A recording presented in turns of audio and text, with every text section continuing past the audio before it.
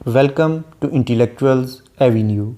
आज हम एक आयरिश पोइट यानी विलियम बटलर येट्स की जिस पोइम को डिस्कस करने जा रहे हैं उसका टॉपिक है ईस्टर 1916।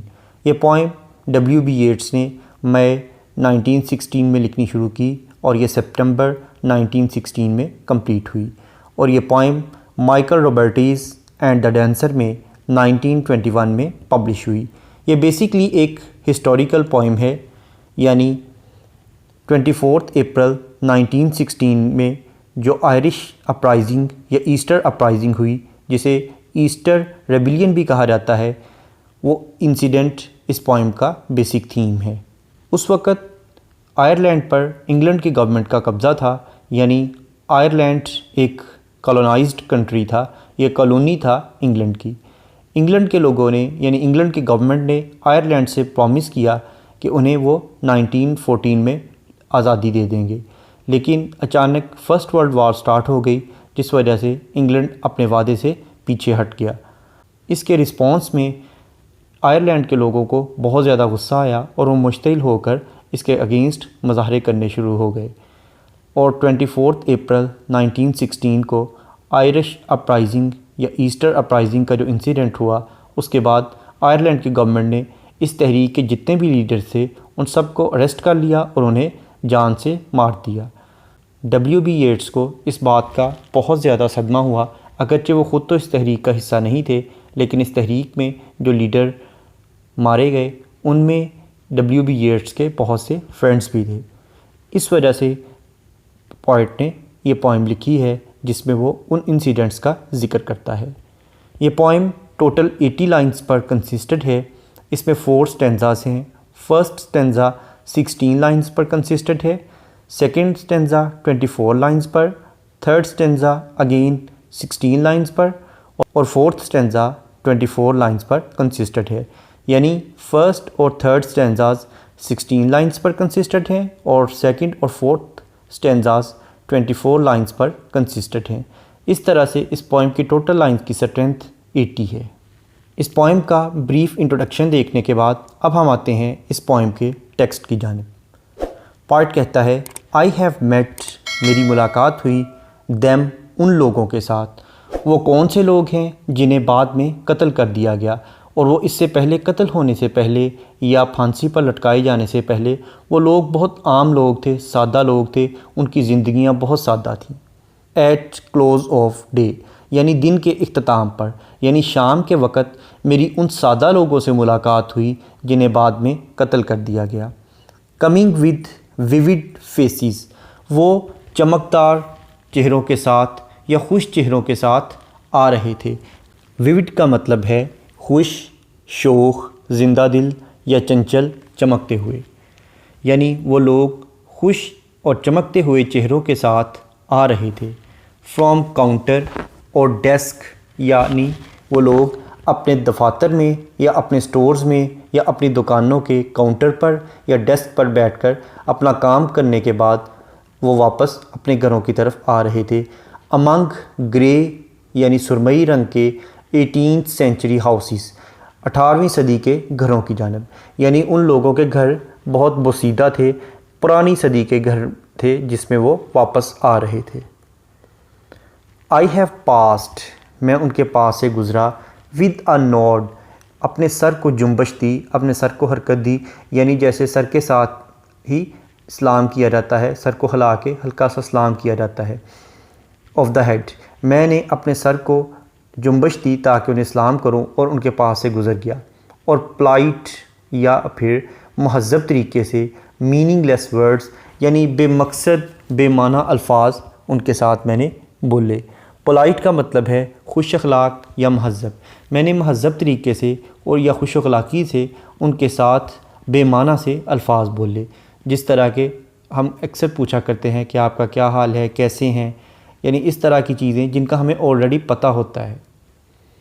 और या फिर हैव लिंगर्ड, मैं उनके पास कुछ देर के लिए रुक गया, अवाइल, थोड़ी देर के लिए, एंड सेड, और कहा। या फिर मैं उनके पास चंद सातों के लिए, चंद लम्हात के लिए रुक गया और कहा। पोलाइट मीनिंगलेस वर्ड्स, यानी वही महज़ब बेमाना अल्फाज। यानी एक तरफ पोइट कह रहा है कि मैं उनके पास से सर हिला के हल्का सा सलाम का इशारा करके बेमाना से अल्फाज बड़े महज़ब तरीके से कहकर गुज़र गया, और उसके बाद वो कहता है फिर मेरा दिल किया कि नहीं, थोड़ी देर रुकना चाहिए, इसलिए मैं वहाँ थोड़ी देर के लिए रुका और वही बेमाना से अल्फाज बड़े महज़ब और शाइस्ता तरीके से कहकर निकल गया। एंड थॉट, और फिर मैंने सोचा, before I had done of a mocking tale, कि अपने वापस जाने से पहले मैं उन्हें कोई मज़ाहिया सी कहानी सुना दूँ। मॉकिंग यानी मज़ाहिया, टेल कहानी, और या फिर गाइब। गाइब का मतलब है मजाक के अंदाज में ताना ज़नी करना। यानी मेरा दिल किया कि मैं उन्हें कोई मज़ाहिया कहानी सुना दूँ या फिर उनसे कोई हंसी मजाक कर लूँ। टू प्लीज़ अ कंपेनियन, अपने दोस्त को खुश करने के लिए। यानी पॉइंट बताना चाह रहा है कि हमारी ज़िंदगी बहुत सादा थी, हमारी ज़िंदगियों में सिर्फ़ हमारा काम था और शाम के वक्त अपने घरों पे वापस जाना था, और रास्ते में अगर कोई मिलता था तो सिर्फ़ हम हंसी मजाक तक ही महदूद रहते थे, कोई हमारे सीरियस इश्यूज़ नहीं थे। Around the fire eight club, मेरे वो दोस्त जिन्होंने क्लब में जाकर आग के इर्द गिर्द बैठना था ताकि अपने जिस्मों को गर्म कर सकें और वहाँ बैठकर आपस में गुफ्तगू कर सकें।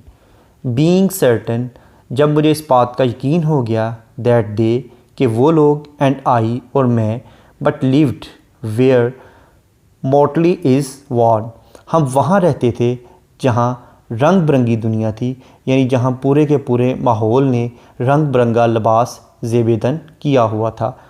यानी हर तरफ रंगीनी ही रंगीनी थी, रंग बिरंगा माहौल था वहाँ। यानी पोइट कहना ये चाहता है कि हमारी ज़िंदगी में रंग ही रंग थे, यानी खुशियाँ ही खुशियाँ थी, हमारी लाइफ बहुत रोमांटिक थी, इसमें कोई किसी किस्म का दुख या गम शामिल नहीं था। ऑल चेंज्ड, फिर हर चीज़ तब्दील हो गई। अटरली, यानी कती तौर पर, मुकम्मल तौर पर, फिर कती तौर पर, मुकम्मल तौर पर हर चीज़ तब्दील हो गई। A terrible beauty is born, एक खौफनाक किस्म की खूबसूरती ने जन्म लिया। हर चीज़ मुकम्मल तौर पर तब्दील हो गई और एक खौफनाक खूबसूरती ने जन्म लिया। उसके बाद सेकंड स्टेंजा में वो कहता है, that woman's days were spent, वो औरत जिसने दिन गुजारे थे। अब उस औरत ने कहाँ दिन गुजारे थे? उसने प्रिजन में दिन गुजारे थे। यानी उस ईस्टर के मौका पर एक औरत भी उस ग्रोह में शामिल थी जिसे अरेस्ट करके बाद में जान से मार दिया गया था। तो वो कहता है कि उस औरत ने अपने दिन गुजारे थे, यानी जेल में गुजारे थे, कैद में गुजारे थे, इन इग्नोरेंट, और वो दिन जो थे उन्हें भुला दिया गया, उनसे लोग नावाकफ़ हो गए, उनसे लोग जाहल ही रहे, लोगों को उसके जेल में रहने का इल्म तक भी ना हुआ। यानी इतना ये सीरियस इंसिडेंट था, लेकिन इसके बावजूद उसको कोई इम्पोर्टेंस ना दी गई, उसे कोई अहमियत ना दी गई। गुडविल, अगरचे उसने खैर खाही चाही थी, यानी उसने मुल्क की खैर खाही चाही थी, लेकिन मुल्क की खैर खाही चाहते हुए वो जो जेल में चली गई थी, उस इंसिडेंट से लोग बिल्कुल इग्नोरेंट रहे। हर नाइट्स, उसकी रातें, इन आर्ग्यूमेंट, यानी दलाइल में गुजरती थी। वो दिन के वक्त तो मेहनत करती ही थी, लेकिन रात के वक्त भी इस तहरीक के लिए बहुत से दलाइल दिया करती थी। अनटिल, यहाँ तक कि हर वॉइस, उसकी आवाज़, ग्रू, हो गई, श्रील, यानी बहुत ज़्यादा तल्ख और ऊंची या भद्दी, उसकी आवाज़ बहुत ही ऊंची और भद्दी हो गई। What voice more sweet than hers, उसकी आवाज़ से ज़्यादा खूबसूरत तो आवाज़ किसी की भी नहीं हुआ करती थी। कब? व्हेन यंग एंड ब्यूटीफुल, जब वो बहुत जवान और ख़ूबसूरत थी। जब वो औरत जवान और ख़ूबसूरत थी तो उससे ज़्यादा मीठी आवाज़ किसी की भी नहीं होती थी। लेकिन अब इस तहरीक के हक़ में दिन रात दलाइल दे देकर उसकी आवाज़ बहुत ही तीखी, तेज़ और भद्दी सी हो गई थी। शी रोड, वो सवार हुआ करती थी, टू हैरियर्स, यानी शिकारी घोड़ों पर। वो औरत शिकारी घोड़ों पर सवार हुआ करती थी, यानी वो जो ख़ुद सवार होती थी, लेकिन आज वो कैदी बन गई थी और उसे कत्ल कर दिया गया था। This man had kept a school, अब पहली औरत का वाक़या इधर ख़त्म हो गया। अब उसके बाद वो दूसरे आदमी की बात शुरू कर दी है उसने। वो कहता है this man had kept a school. उस आदमी का अपना एक स्कूल था, यानी वो एक स्कूल का ऑनर था।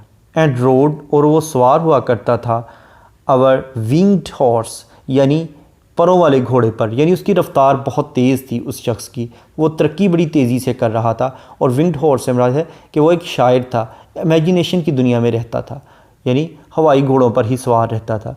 वो शख्स जो कि एक स्कूल का ऑनर भी था, यानी स्कूल का मालिक भी था और एक शायर भी था। This other his helper and friend. फिर उसके बाद अब वो तीसरे शख्स का जिक्र करता है कि उसका एक तीसरा दोस्त भी था जो कि उसके पर कत्ल हो गया, उसे भी मार दिया गया। Was coming into his force. वो शख्स जो था वो उसका हेल्पर था और उसने अभी अभी उसके ग्रोह को अपनाया था, यानी उसके ग्रोह में वो अभी अभी शामिल हुआ था। He might have von fame, और उसने भी शोहरत हासिल कर ली थी इन द एंड, आखिर पर। यानी उसके ग्रोह में शामिल होने की वजह से वो उस तहरीक का हिस्सा बन गया और आखिरकार उसे भी मार दिया गया, उसे भी हलाक कर दिया गया। उस हलाकत की वजह से उस आदमी के साथ इस शख्स को भी शोहरत मिल गई। So sensitive his nature seemed. उसकी फ़ितरत बहुत ही हसास मालूम होती थी। सो डेयरिंग, वो बहुत जुर्रतमंद था। एंड स्वीट हिज थाट, और उसकी सोच और उसके ख्यालात बहुत उम्दा और आला थे। This other man I had dreamed. अब उसके बाद वो चौथे शख्स की बात कर रहा है। सबसे पहले एक औरत की बात की, फिर उसके बाद एक स्कूल ऑनर की बात की, उसके बाद फिर उसने उसी स्कूल ऑनर या पोइट के हेल्पर की बात की। अब वो चौथे नंबर पर एक और शख्स की बात कर रहा है। वो कहता है this other man had I dreamed. एक और शख्स को मैंने ख्वाब में देखा, अ ड्रंकन, वो शराबी था। वेन ग्लोरियस, वेन ग्लोरियस का मतलब है ख़ुद पसंद या मुतकब्बर। वो ख़ुद पसंद और मुतकब्बर था। लाउड और गंवार या अनाड़ी था। यानी वो शख्स जिसे मैंने ख्वाब में देखा वो शख्स शराबी भी था, ख़ुद पसंद या मुतकब्बर था और जाहल गंवार अनाड़ी किस्म का आदमी था। He had done most bitter wrong, उसने बहुत तल्ख गलती की थी। To some who are near my heart, किसी ऐसे शख्स के साथ जो कि मेरे दिल के बहुत ज़्यादा करीब था। अब यहाँ जो वो कह रहा है to some who are near my heart, जो मेरे दिल के करीब था, इससे मुराद उसकी बिलव्ड है, यानी मार्ट गॉन है। और इससे पिछली लाइन में जब वो कहता है ही had done most bitter wrong, कि उसने गलत किया और वो ड्रंकन था और लाउड था और वो वेन ग्लोरियस था, इससे मुराद उस मार्ट गॉन का हस्बैंड है जिसका वो जिक्र कर रहा है कि उसने मेरी बिलव्ड के साथ पहले शादी की और उसके बाद उसे डाइवोर्स कर दिया, उसे छोड़ दिया। येट, फिर भी, आई number him in the song, मैं ये जो अपना गीत लिख रहा हूँ, ये जो अपनी पोइम लिख रहा हूँ, मैं फिर भी इसमें उसे एक नंबर दे रहा हूँ, यानी चौथा नंबर दे रहा हूँ। 3 अशख़ास का जिक्र करने के बाद उसको भी मैं एक चौथे नंबर पर अहमियत दे रहा हूँ। क्यों? क्योंकि उसने इस मुल्क की खातर अपनी जान दी है, अब इस आज़ादी के लिए उसने अपनी जान दी है। He too has resigned his part in the casual comedy, उसने भी अपना किरदार निभाया है, उसने भी अपना हिस्सा डाला है, यानी उसने भी कंट्रीब्यूट किया है। किस चीज़ में? इन द कैजुअल, मामूल की, कॉमेडी, इस मज़ाहिया खेल में।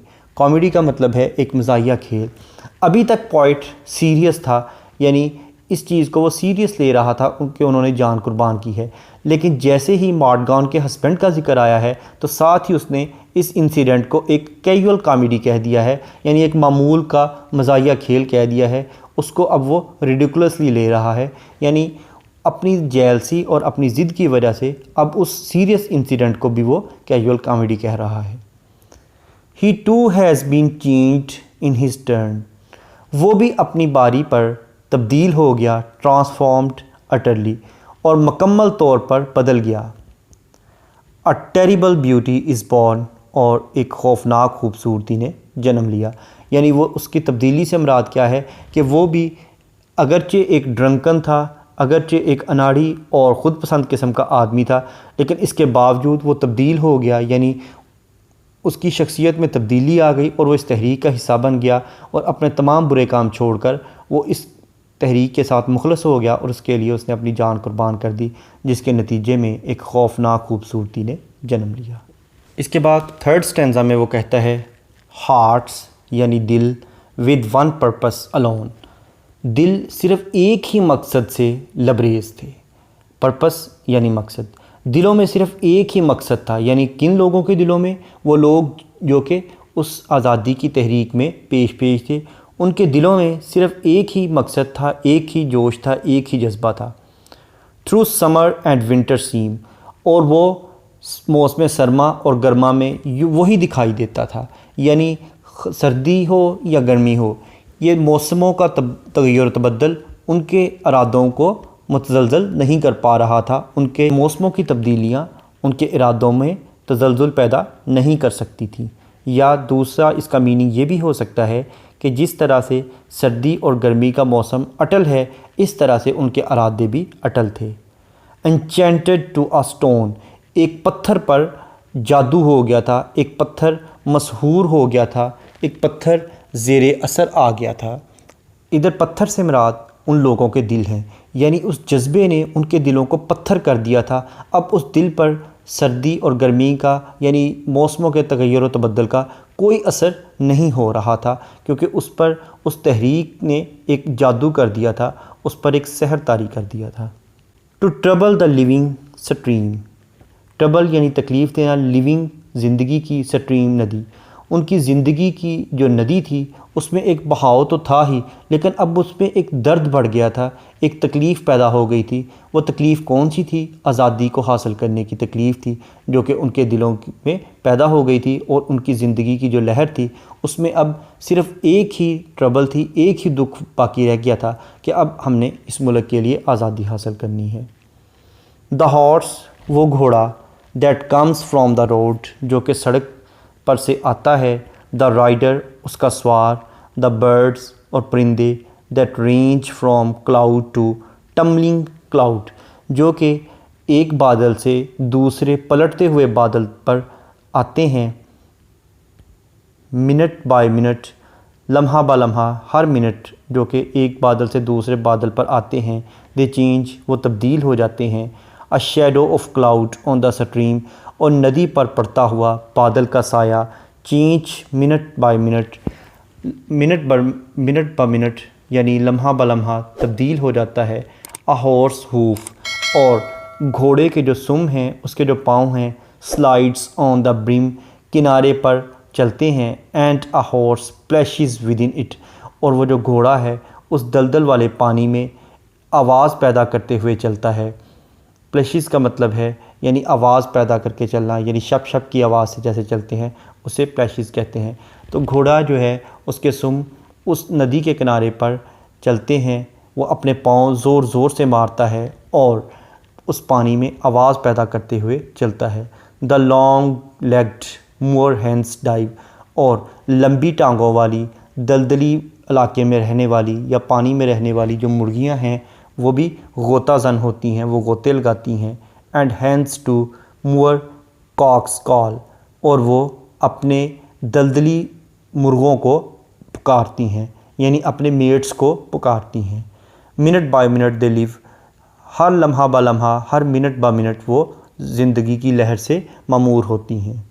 The stone is in the midst of all, और वो जो पत्थर है वो उन सब चीज़ों के दरमियान पड़ा है। यानी पॉइंट ये कहना चाह रहा है कि जितने भी मज़ाहिर फ़ितरत हैं, जितने भी एनिमल्स हैं, उन सब में तब्दीली मुमकिन है। हर चीज़ लम्हा ब लम्हा तब्दील हो रही है। जैसा कि परिंदे जो कि हरकत पजीर हैं, बादलों पर उछल कूद कर रहे हैं, पलटते हुए बादलों पर उछल कूद कर रहे हैं, वो भी हर लम्हा बदलते जा रहे हैं। और नदियों पर जो बादलों का साया पड़ता है वो भी हर लम्हे बदलना शुरू हो जाता है। और इसके साथ साथ जितने भी घोड़े हैं वो जब अपने पानी में अपने पाँव को मारते हैं, ज़ोर से हरकत देते हैं और वो पानी में हरकत करते हुए जाते हैं, तो उनकी हरकत की वजह से उनके जिस्मों में भी एक तब्दीली हर वक्त रूनुमा हो रही होती है। इसके बाद जो मुर्गियां हैं दलदली इलाकों में वो अपने मुर्गों को पुकारती हैं, अपने मेट्स को पुकारती हैं और वो भी गोताज़न होती हैं पानी में। यानी जितने भी जानवर परिंद, जितने भी चरिंद परिंद और दूसरी मखलूक़ात हैं, उन सब में हर लम्हा तब्दीली पैदा हो रही है। लेकिन वाहद एक ऐसी तख्लीक है, एक ऐसी मखलूक है जिसमें कोई तब्दीली पैदा नहीं हो रही। और वो मखलूक कौन सी है? वो उन मुजाहिदीन के, उन जंगजुओं के, उन तहरीक के कारकुनों के दिल हैं जो कि पत्थर की तरह सख्त हो गए हैं। अब उनमें कोई तब्दीली नहीं हो रही, बाकी दुनिया की हर चीज़ में तब्दीली हर लम्हा रूनमा हो रही है। टू लॉन्ग अ सेक्रीफाइस, इतनी लंबी कुर्बानी can make a stone of the heart, एक दिल को पत्थर में तब्दील कर सकती है। यानी इतनी ज़्यादा कुर्बानियाँ देने के बाद इंसान का दिल पत्थर की मानिंद हो जाता है। O when may it suffice, ये अमल कब काफ़ी होगा, कब हम ये कहेंगे कि अब काफ़ी हो गया, अब मज़ीद की ज़रूरत नहीं। यानी ये अमल अभी रुकने का नाम नहीं ले रहा और मज़ीद बढ़ता जा रहा है। दैट इज़ हेवन्स पार्ट, ये खुदा का काम है जो कि उसने कर दिया। यानी उन लोगों का चले जाना, हमसे रुखसत हो जाना, ये खुदा का अमल था जो कि उसने कर दिया। आवर पार्ट, अब हमारा काम क्या है? टू मर्मर, कि हम इस बात पर सिर्फ बुड़बड़ा सकते हैं, आहिस्ता आवाज़ में पुकार सकते हैं। Names upon names, name upon name, यानी उन लोगों के नाम, हम उन लोगों को नाम लेकर सिर्फ पुकार सकते हैं आहिस्ता आवाज़ में, बस। और हम कुछ नहीं कर सकते, यानी हम सिर्फ सब्र कर सकते हैं या उन लोगों को याद कर सकते हैं। एज़, जैसा कि। अ मदर नेम्स हर चाइल्ड, एक माँ अपने बच्चे का नाम पुकारती है। When sleep at last has कम, जब वो आखिरकार सो जाता है। On limbs that had run wild, जब उसके जिस्म के तमाम अज़ा थक जाते हैं तो वो सो जाता है, उस वक़्त उसकी माँ उसका नाम पुकारती है। What is it but night fall, ये क्या है सिवाय नींद के, यानी ये नींद के सिवा कुछ नहीं। फिर उसके बाद वो कहता है no no not night but death, नहीं नहीं, वो नींद या रात की नींद नहीं है, बल्कि वो तो मौत है जिस मौत में बच्चे मुब्तला हो जाते हैं। लेकिन माँ को यकीन नहीं आता, वो यही समझती है कि बच्चे हमारे साथ ही हैं और वो उनको नाम लेकर पुकारती है। तो इस तरह वो कहता है कि जो लोग चले गए उन पर यकीन तो नहीं हमें आ रहा कि वो हमसे जुदा हो गए, लेकिन हमें इस बात पर यकीन करना पड़ेगा। यानी मौत जो है वो एक अटल हकीकत है। यकीन तो नहीं आता कि जाने वाले चले गए, लेकिन गुजारा इसी में ही है कि अब हम इस बात पर यकीन कर लें कि वो हमसे बिछड़ गए हैं। Was it needless death after all, क्या ये मौत बग़ैर किसी ज़रूरत के थी? फॉर इंग्लैंड में कीप फेथ, क्योंकि जो इंग्लैंड है वो तो यकीन रखता था। For all that is done, उस वादे पर जो कि उसने कर लिया था। एंड सेड, और उसने कह दिया था, यानी इंग्लैंड ने तो कह दिया था कि जब जंग ख़त्म होगी तो तुम लोगों को आज़ादी मिल जाएगी। और अगर जंग ख़त्म होने के बाद इंग्लैंड ने हमें आज़ाद कर दिया तो क्या फिर इन लोगों का खून रायगा जाएगा? क्या ये मौत बग़ैर किसी ज़रूरत के थी? वी नो, हम जानते हैं, देयर ड्रीम, उनके ख्वाब, इनफ, जो कि काफ़ी थे। To know they dreamed and are dead, वो जानते थे, उन्होंने ख्वाब देखा और उसी ख्वाब ने उन्हें मार दिया। उस ख्वाब की वजह से आज वो मर गए हैं, वो हमसे बिछड़ गए हैं। यानी उन्होंने गलत ख्वाब देखा, उन्हें ये ख्वाब नहीं देखना चाहिए था, क्योंकि उसी ख्वाब ने उनको मौत के घाट उतार दिया है। क्योंकि इंग्लैंड ने फ़र्स्ट वर्ल्ड वार ख़त्म होने के बाद आयरलैंड को आज़ादी दे ही देनी थी, इसकी कॉलोनाइजेशन ख़त्म हो जानी थी। तो इसलिए जो लोग चले गए वो बिला मकसद गए हैं, यानी उनकी मौत रायगा गई है। And what if excess of love bewildered them, excess यानी ज़्यादती, बी वाइल्डेड यानी परेशान कर देना। उस मोहब्बत की ज़्यादती ने उन्हें कंफ्यूज कर दिया, परेशान कर दिया, डबल माइंडेड कर दिया। उन्हें समझ नहीं आई कि अब हम क्या करें। किस चीज़ की ज़्यादती, यानी मोहब्बत, कौन सी मोहब्बत? अपने मुल्क से मोहब्बत, अपने मुल्क की आज़ादी से मोहब्बत की जो कसरत थी, मोहब्बत की जो ज़्यादती थी, इसने उन्हें परेशान कर दिया। टिल दे डाइट, यहाँ तक कि उसी परेशानी के आलम में वो मर गए, वो इस दुनिया से रुखसत हो गए। I write it out in a verse, मैं अपनी नज़्म में उन लोगों के नामों को दर्ज कर रहा हूँ। मैकडोना एंड मैकब्राइड, मैकब्राइड जो है ये मार्ट गॉन के हस्बैंड का नाम है। जिसके बारे में उसने ये भी कहा है कि उससे मैं किसी ऐसे शख्स को तकलीफ़ दी थी जो कि मेरे दिल के बहुत करीब था, यानी मार्ट गॉन को उसने मुझसे छीन लिया और उसके बाद उसे छोड़ दिया। तो ये मैकब्राइड जो है ये मार्ट गॉन का यानी उसकी बिलवर्ड का हस्बैंड है। एंड कॉनली एंड पेरिस, ये उन लोगों के नाम हैं जिन लोगों ने अपनी जानें कुर्बान कर दी। Now and in time to be, अब जिस वक़्त भी, wherever green is worn, जिस वक़्त भी सब्ज़ रंग पहना जाएगा। सब्ज़ रंग जो है यानी ग्रीन कलर जो है ये आयरलैंड का नेशनल कलर है। इसलिए वो कहता है कि अब जब भी सब्ज़ रंग का लिबास पहना जाएगा, चेंज्ड अटरली, तो हमारे जहन मुकम्मल तौर पर तब्दील हो जाएंगे या एक तब्दीली आ जाएगी। A terrible beauty is born, और एक खौफनाक खूबसूरती पैदा होगी। यानी हमारे जहन तब्दील कैसे हो जाएंगे, हमारे जहन मौजूदा हाल से निकलकर उसी माजी के हालात में चले जाएंगे, माजी के वाक़यात को देखेंगे कि जब उन लोगों को मौत के घाट उतार दिया गया था, वही लोग जो कि इस मुल्क की आज़ादी के लिए जंग लड़ रहे थे।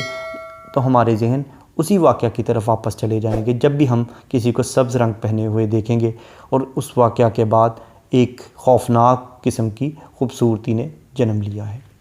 इस पोएम का इंट्रोडक्शन, ग्लॉसरी, ट्रांसलेशन और एक्सप्लेनेशन को देखने के बाद अब हम आते हैं इस पोएम में यूज़ होने वाली फिगर्स ऑफ स्पीच या लिटरेरी डिवाइसेस की जानिब। सबसे पहले हम इस पोएम की राइम स्कीम देखेंगे। जैसा कि हम ऑलरेडी डिस्कस कर चुके हैं कि ये पोएम टोटल 80 लाइंस पर कंसिस्टेड है और इसके 4 स्टैंजास हैं। फर्स्ट और थर्ड 16 लाइंस पर कंसिस्टेड है और सेकंड और फोर्थ 24 लाइंस पर कंसिस्टेड है। लेकिन अगर राइम स्कीम के हवाले से हम इसकी मज़ीद डिवीजन देखें तो ये क्वार्टरेंस की शक्ल में बनती है। यानी इसके क्वार्टरेंस की शक्ल में अगर हम इसे देखें तो इसकी राइम स्कीम है ए बी, यानी फर्स्ट और थर्ड लाइंस आपस में राइम्ड हैं, सेकंड और फोर्थ लाइंस आपस में राइम्ड हैं। जैसा कि फर्स्ट लाइन का लास्ट वर्ड है डे और थर्ड लाइन का लास्ट वर्ड है ग्रे, डे ग्रे। इसी तरह से सेकंड लाइन का लास्ट वर्ड है फेसिस और फोर्थ लाइन का लास्ट वर्ड है houses, faces houses, day grey faces houses. इसी तरह से head said words words, done companion gibe club, I utterly worn born, spent argument will shrill, hers harriers beautiful school. उसके बाद horse force friend end, seemed dreamed thought loud, wrong song heart part, comedy utterly turn bought, alone stone seem stream, road cloud range change, stream brim minute it, dive live call all.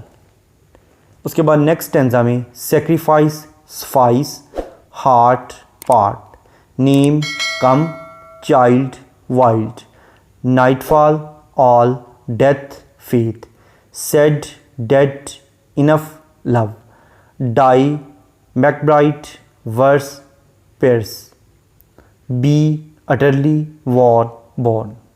ये थी इस poem की rhyme scheme. उसके बाद हम देखते हैं oxymoron. Oxymoron का मतलब है कि ऐसे दो डिफरेंट अल्फाज का इस्तेमाल करना जिनका मीनिंग अपेरेंटली डिफरेंट हो, लेकिन अगर हम उसकी डेप्थ में जाएं तो उसमें कोई ना कोई सिमिलरिटी हमें नज़र आए। जैसा कि इस पोएम की लाइन नंबर 16, 40 और 80 में उसने टेरिबल ब्यूटी का वर्ड यूज़ किया है, यानी खौफनाक खूबसूरती। हालांकि टेरिबल अग्लीनेस होती है और जो ब्यूटी है वो टेरिबल नहीं होती, वो तो प्लेजेंट होती है, लेकिन उसने टेरिबल ब्यूटी का वर्ड यूज़ किया है जो कि एक ऑक्सीमोरॉन है। नेक्स्ट है मेटाफर।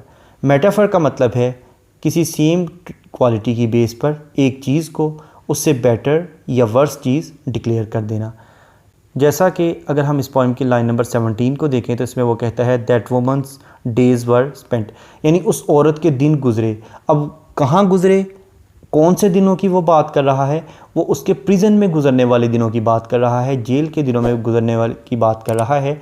तो इस तरह से ये डेज़ का लफ्ज़ उसने प्रिजन के डेज़ के लिए या प्रिजन के टाइम पीरियड के लिए यूज़ किया है। तो डेज़ प्रिजन का प्रिजन के में गुजरे हुए टाइम का मेटाफर है।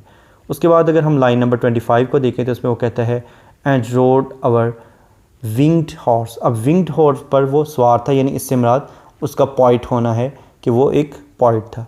उसके बाद लाइन नंबर 31 से लेकर 34 को अगर हम देखें जिसमें वो कहता है this other man I had dreamed a drunken vainglorious lout he had done most bitter wrong to some who are near my heart. यानी वो जो शख्स था जिसका मैंने ख्वाब देखा वो एक शराबी, खुद पसंद और अनाड़ी किस्म का आदमी था, घटिया आदमी था, और उसने किसी ऐसे के साथ बहुत गलत किया था जो कि मेरे दिल के बहुत करीब था। अब उससे मुराद, उस शख्स से मुराद वो जो मैन का लफ्ज़ उसने लाइन नंबर 31 में यूज़ किया है, उससे मुराद जॉन मैकब्राइट है जो कि मार्ट गॉन का हस्बैंड है। उसके बाद लाइन नंबर 37 में वो कहता है इन द कैजुअल कॉमेडी, यानी वो अमूमी मज़ाहिया खेल था, यानी वो जो मर्डर का, उनके कत्ल का या उनकी कैपिटल पनिशमेंट का जो प्रोसेस था और जो उन्होंने अपनी जानें कुर्बान की थी उसको वो कैजुअल कॉमेडी कह रहा है जो कि एक मेटाफर है। उसके बाद लाइन नंबर 43 को अगर हम देखें तो उसमें वो कहता है एन्चांटेड टू आ स्टोन, यानी एक पत्थर पर जादू हो गया था, यानी उनके, इससे मुराद स्टोन से मुराद उनके दिल हैं, उन फ्रीडम फाइटर्स के दिल हैं, उन जंगजुओं के, उन कारकुनों के दिल हैं जिनको वो पत्थर कह रहा है। तो ये एक मेटाफर है। उसके बाद लाइन नंबर 62 और 63 को अगर हम देखें तो उसमें वो कहता है as a mother names her child when sleep at last has come, यानी वो बच्चा जब सो जाता है तो उसकी माँ उसका नाम पुकारती है। अब स्लीप से मुराद इधर डेथ है, स्लीप को उसने डेथ के मेटाफर के तौर पर यूज़ किया है। उसके बाद लाइन नंबर 78 को अगर हम देखें तो वो कहता है whenever green is worn, अब जब भी सब्ज़ रंग पहना जाएगा, सब्ज़ जो है यानी ग्रीन कलर जो है ये आयरलैंड का नेशनल कलर है, तो इसलिए उसने ग्रीन का वर्ड नेशनल कलर के मेटाफर के तौर पर यूज़ किया है। नेक्स्ट है एंजेममेंट। एंजेममेंट का मतलब है कि अगर एक लाइन को पढ़ने के बाद हमें उसकी प्रॉपर अंडरस्टैंडिंग डेवलप ना हो बल्कि उसके लिए नेक्स्ट लाइन की सपोर्ट की ज़रूरत हो तो उसे हम रन ऑन लाइन कहते हैं और इस टेक्निक को एंजेममेंट कहते हैं। इसके बरक्स अगर हमें एक लाइन को पढ़ने के बाद उसकी प्रॉपर अंडरस्टैंडिंग डेवलप हो जाए तो ऐसी लाइन को एंड स्टॉप्ड कहते हैं। अब हम आते हैं वापस एंजेममेंट की तरफ। इस पोएम के लाइन नंबर 3 जो है ये एक रन ऑन लाइन है जिसमें वो कहते हैं फ्रॉम काउंटर और डेस्क अमंग ग्रे, यानी वो लोग जो थे अपने काउंटर या डेस्क से वापस आ रहे थे ग्रे, सुरमई की तरफ। अब कौन सी चीज़ है जिसका कलर ग्रे है, वो नेक्स्ट लाइन यानी लाइन नंबर 4 में कहता है 18th सेंचुरी हाउसेस, अपने 18वीं सदी के सुरमई घरों की तरफ जा रहे थे। उसके बाद लाइन नंबर 17 भी एक रन ऑन लाइन है जिसमें वो कहता है that woman's days were spent, वो औरत जिसके दिन गुजरे। अब कहाँ गुजरे और उसके साथ क्या हुआ, नेक्स्ट लाइन में वो कहता है इन इग्नोरेंट, जहालत में गुजरे या लोग उससे बेखबर रहे। उसके बाद लाइन नंबर 33 भी एक रन ऑन लाइन है जिसमें वो कहता है ही had done most bitter wrong, उसने बहुत गलत किया। अब किसके साथ किया और क्या किया वो लाइन नंबर 34 में कहेगा to some who are near my heart, यानी वो जो कि मेरे दिल के बहुत करीब थी, यानी मार्ट गॉन के बारे में कहता है कि उसके साथ उसने गलत किया। तो ये भी एक रन ऑन लाइन थी। उसके बाद लाइन नंबर 46 भी एक रन ऑन लाइन है, इसमें भी एंजेममेंट का यूज़ किया गया है। जैसा कि वो कहता है द राइडर, वो घोड़सवार, द बर्ड्स, वो परिंदे, that range from cloud to tumbling cloud, जो कि एक बादल से दूसरे पलटते हुए बादल की तरफ रवाना होते हैं। उसके बाद लाइन नंबर 60 भी एक रन ऑन लाइन है जिसमें वो कहता है दैट इज़ हेवन्स पार्ट, ये खुदा का काम था, आवर पार्ट। अब हमारा काम क्या है वो नेक्स्ट लाइन यानी लाइन नंबर 61 में बताएगा to murmur name upon name, के हम उन जाने वालों के, उन गुजर जाने वालों के सिर्फ नामों को पुकारते रहें। उसके बाद लाइन नंबर 62 भी एक रन ऑन लाइन है, इसमें भी एंजेममेंट का यूज़ किया गया है। जैसा कि वो कहता है as a mother names her child, जैसा कि एक माँ अपने बच्चे का नाम पुकारती है। कब पुकारती है, when sleep at last has कम, जब वो आखिरकार गहरी नींद सो जाता है। नेक्स्ट है एपोस्ट्रोफी। एपोस्ट्रोफी का मतलब है अगर पोइट किसी को डायरेक्ट एड्रेस करे, मुखातब करे, तो उसे हम एपोस्ट्रोफी कहते हैं। जैसा कि इस पोएम की लाइन नंबर 59 को अगर हम देखें तो उसमें वो कहता है O when may it's wise, ए लोगो कब हम इस चीज़ को काफ़ी समझेंगे, कब काफ़ी हो जाएगा। नेक्स्ट है रिटोरिक क्वेश्चन। रिटोरिक क्वेश्चन का मतलब है ऐसा क्वेश्चन जिसका आंसर तो पोइट को मालूम हो लेकिन वो रीडर से इसलिए पूछे ताकि रीडर अपना व्यू दे सके या रीडर उस पोइम के बारे में या उस लाइन के बारे में अपनी एक ओपिनियन खुद से कायम कर सके। जैसा कि लाइन नंबर 67 में वह कहता है was it needless death after all, क्या बहरहाल ये मौत जो थी ये बिला ज़रूरत ही आ गई थी, यानी इसकी ज़रूरत तो नहीं थी, क्योंकि इंग्लैंड ने ये प्रॉमिस कर लिया था कि फ़र्स्ट वर्ल्ड वार ख़त्म होने के फ़ौरन बाद उन्हें आज़ादी दे दी जाएगी। तो इसलिए उन लोगों ने जो आज़ादी के लिए जानें दी, क्या वो बिला ज़रूरत थी, बिला मकसद थी।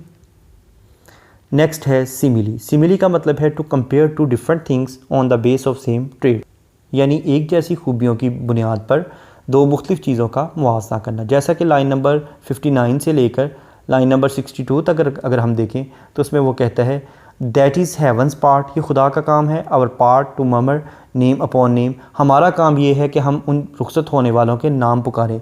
As a mother name her child when sleep at last has come, यानी जैसा कि एक माँ सोए हुए बच्चे या मुर्दा बच्चे का नाम पुकारती है। वो पॉइंट ये कहना चाहता है कि जब एक माँ का बच्चा फौत हो जाता है, इस दुनिया से रुखसत हो जाता है, वफ़ात पा जाता है, तो लेकिन माँ को यकीन नहीं आता और वो यूं ही उसका नाम पुकारती है जैसा कि वो ज़िंदा हो। तो वो कहता है कि जब हमारे दोस्त जो कि इस जंग में मारे गए वो हमसे रुखसत हो गए, हमें यकीन तो नहीं आ रहा कि वो चले गए हैं, लेकिन हमारे पास भी एक ही हल है कि जैसे वो माँ पुकार रही है वैसे हम भी उन लोगों के नाम पुकारते जाएं। नेक्स्ट है एलूजन। एलूजन का मतलब है हवाला। इस पोइम का अगर हम स्टैंजा नंबर 2 देखें तो ये पूरे का पूरा स्टैंजा एलूजन पर ही कंसिस्टेड है, यानी इसमें 4 लोगों का हवाला दिया गया है जो कि इस जंग में मारे गए थे। उसके बाद नेक्स्ट स्टैंजा में लाइन नंबर 75 और लाइन नंबर 76 को अगर हम देखें तो इसमें बाकायदा उसने उन लोगों के नाम भी लिए हैं, यानी MacDonagh and MacBride and Connolly and Pearse. Next है रेपिटिशन, यानी एक ही लाइन का बार बार रिपीट होना। अगर हम इस पॉइंट की लाइन नंबर 16, लाइन नंबर 40 और लाइन नंबर 80 को देखें तो ये सेम है, यानी a terrible beauty is born, यानी एक खौफनाक खूबसूरती ने जन्म लिया। नेक्स्ट है एलिट्रेशन। एलिट्रेशन का मतलब है बिगिनिंग ऑफ 2 और more than 2 words in the same line with the same letter और साउंड, यानी एक ही लाइन में 2 या 2 से ज़्यादा अल्फाज का एक ही हरफ या एक ही आवाज़ से शुरू होना। जैसा कि लाइन नंबर 5 में हैव और हैड दोनों वर्ड्स एच लेटर से स्टार्ट हो रहे हैं। उसके बाद लाइन नंबर 13 में दैट दे, लाइन नंबर 14 में वेयर वॉन, लाइन नंबर 16 में ब्यूटी बॉर्न, लाइन नंबर 17 में वुमन वर, लाइन नंबर 26 में हिज हेल्पर, लाइन नंबर 29 में so sensitive seemed, line number 30 में सो स्वीट, लाइन नंबर 37 में कैजुअल कॉमेडी, लाइन नंबर 38 में he has his, line number 38 में again to turn, line number 40 में beauty born, line number 42 में summer सीम, line number 46 में rider range, line number 51 में horse hoof, line number 53 में long legged, line number 54 में COX call, line number 66 में no not night, line number 68 में for faith, line number 71 में dreamed dead, line number 75 में McDonagh मैकब्राइट, line number 80 में beauty born. Next है consonants.